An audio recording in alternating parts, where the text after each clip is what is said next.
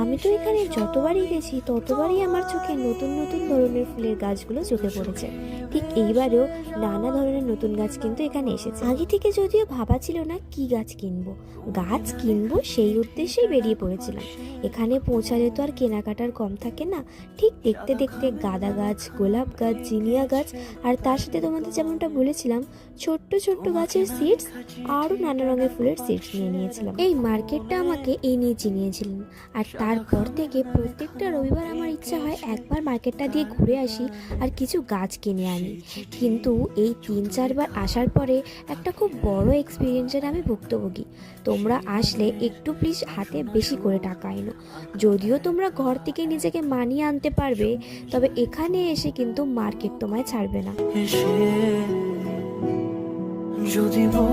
কিছু গাছ, মাটি, সার, সিডস কেনার পরে আমরা কিছু খেয়ে নিয়েছিলাম, কারণ সকালবেলা কেউই আমরা খেয়ে বেরোইনি।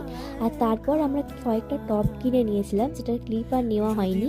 আর হ্যাঁ, ওই যে গোলাপ গাছটা তোমাদের দেখালাম, ওই গোলাপ গাছের জিনিয়া গাছটা আমাকে ইনি গিফট করেছিল।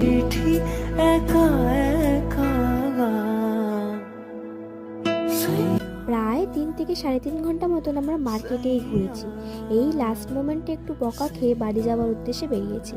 অনেকটা সময় মার্কেট কেটে গেছে, এখন প্রায় দুপুর হয়ে গেছে। ঠিক যেভাবে আমরা মার্কেট পৌঁছেছিলাম ঠিক সেইভাবেই এখন আমরা বাড়ি পৌঁছাবো।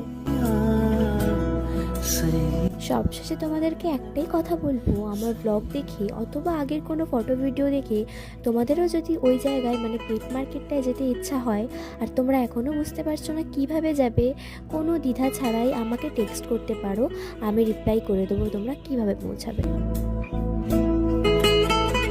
এখন আসি, দেখা হচ্ছে পরের কোনো ছোট বড় ব্লগে। ততক্ষণের জন্য টাটা, বাই।